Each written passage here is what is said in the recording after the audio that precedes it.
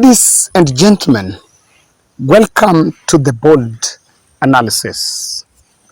And yesterday night, I listened to one of exclusive interviews in one of the Luo stations, and I got some revelations into answers to a question that I've been asking.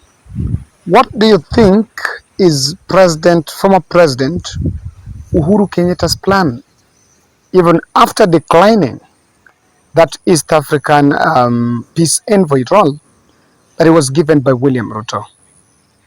And we have seen, after the results came out, the likes of Kalonzo Musyoka, Raila Odinga, and Martha Karua leading the front, and now they're being joined by Jimmy Wanjigi, leading the front to lead what I can call electoral injustice protests.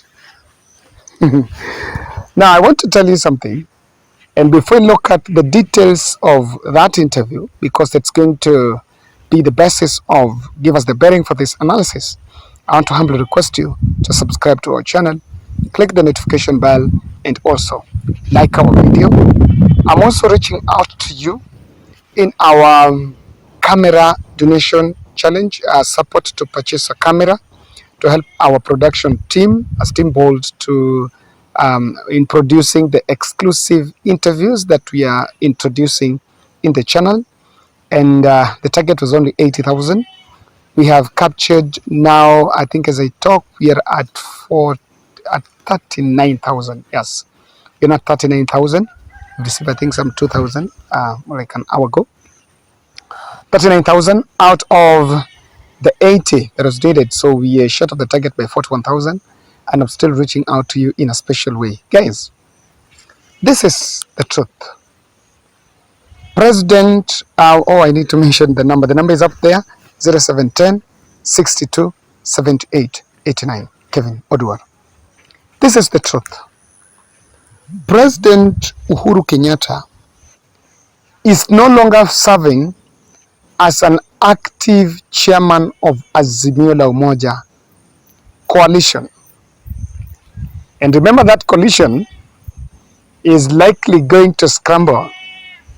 The framers of that, the organizers of that coalition, is likely going to scramble at the end of the 4 months when some parties are supposed to leave. But of course, the parties that are leaving are not the big parties, so it might still be there. But does still former President Uhuru Kenyatta serve as the chairman of Azimio? The answer is no. But that position is existing within Azimio la Umoja ranks. I listened to that interview, and I think the host wanted to know whether in Azimio la Umoja meetings still President Uhuru Kenyatta attends. And what I got is that President does not attend in person, but a representative is normally sent, and that the decisions that are made in that rank as the chairman who heads the council are still binding. Now, let me explain. After Moses Wetangula ruled that Kenya Kwanza was the majority in the National Assembly against Azimio's stand that they were the majority, there was a meeting that was held. And in that meeting, there were two issues that were on the table. Either to rally, or rather to tell Azimio MPs to abstain from parliament and don't take up the parliamentary committees that are designated for the minority wing. Number one, and wait pending what would then be a determination from the court. And two decisions were arrived at. That one, on Kalonzo Musyoka was going to lead a move to sue Moses Wetangula for making that decision, timing it unconstitutional, and that they did not follow the rule of law. So while there is the leadership and at the level of the party leaders were to pursue legal intervention or rather legal interpretation of the law as to whether it was lawful to name Kenya Kwanza as the majority.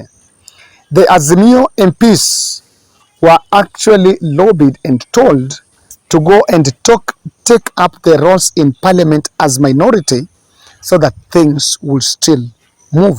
Because failure to do that, some of those roles were actually going to be taken by other leaders. Because remember, even in parliament, those committees can still be taken by the other people.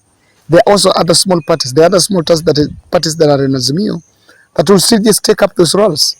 Because what will someone do is Maendeleo Chap and the other small parties within Kenya Kwanza can still form the minority, and they take up those roles, especially these ones that joined Kenya Kwanza late. So it was agreed that they were going to take up the roles, their head of government committees that are really supposed to be held by the minority. I think that was a wise decision. And what is really captured here, and when I listen to that, is that former President Uhuru Kenyatta is not a silent man, but is not just in public. But then, I want just to go straight to my understanding. Why exactly the former President Uhuru Kenyatta has decided to play the Azimio cards in the boardroom and is not in the limelight? Let me tell you, the easiest way to neutralize and to suppress Ndindi Nyoro, Moses Kuria, Rigathi Gachagua, and that team is to make sure that the former president, is not anywhere close to the politics of this country. Because abusing, insulting, and demeaning former President Uhuru Kenyatta was the fodder of campaign and the fodder of creating superiority to the Mount Kenya young leaders. They were made not because they are watetezi wa wanyonge, not because they mean well in implementing the bottom-up economic model, not because they're hustlers, but they were elevated to the office because they sharpened and they trained well to reveal, or rather to explain to Mount Kenya voters why former President Uhuru Kenyatta was not their son. And that is it. So long as former President Uhuru Kenyatta is not in the fold, the playing ground is level. And one of the statisticians, one of the survey, a leader of a survey organization, and thank you, let me not mention the name, is a subscriber here. He was telling me that in Mount Kenya, if an election is called in the next 2 years, and you take Raila Odinga and William Ruto in the mountain, then I can tell you that Raila will get more votes than what he got in the last general election. He will have more votes because most of William Ruto's votes in the mountain was actually President Uhuru Kenyatta's votes that were simply being denied, him being denied. That is it. He was simply being denied those votes. Now, without Uhuru Kenyatta in the picture, William Ruto will not get the votes because Uhuru Kenyatta's voters will not walk to the ballot. I don't know whether you agree with his understanding on that. That's something that came out. So Uhuru is simply staying away to neutralize these young politicians. But then I also see that his involvement in active politics at this time, immediately after this transition, will actually spell out the cards. It will show the cards on table.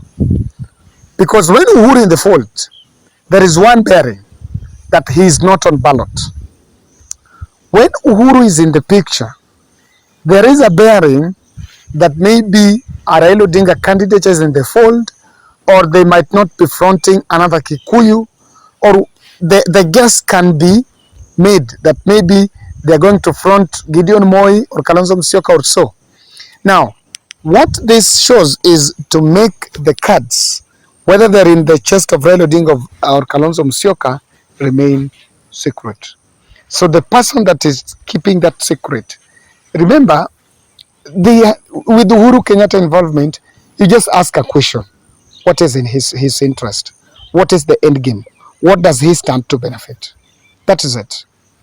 But the true fact is that Uhuru actively in politics will will neutralize and divert attention on what could be electoral injustice push. It could direct attention.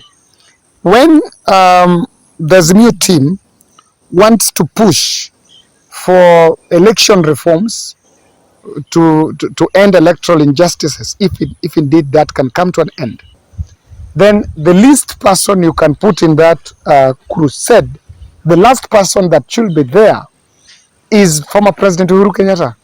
So he's simply being told to stay away because it's going to divert attention. I can tell you. Politicians are politicians.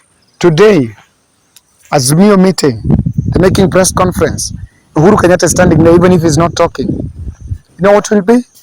That the president is meddling. That is enough to polarize the voters.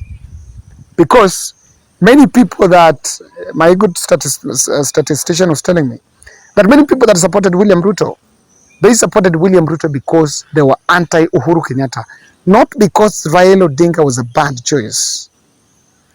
And that's why, for people who say, I normally say they are within their rights to say that Raila was the best choice for this country, but never happened. They are within their right, and you can't challenge that. Majority of the 7.1 million that might have voted for Ruto may not have voted on the basis of Hustler Nation and all that campaign pledges, but that they are anti-Uhuru Kenyatta. And if you think I'm wrong, go and do your research where he got many of the votes, that you'll just find out. Mount Kenya got many votes than even the Rift Valley. That even vindicates that. But I also see President might not be taking any other role in these international things. He might not be taking any other envoy role and will just want to stay back. Ladies and gentlemen, that's my bold.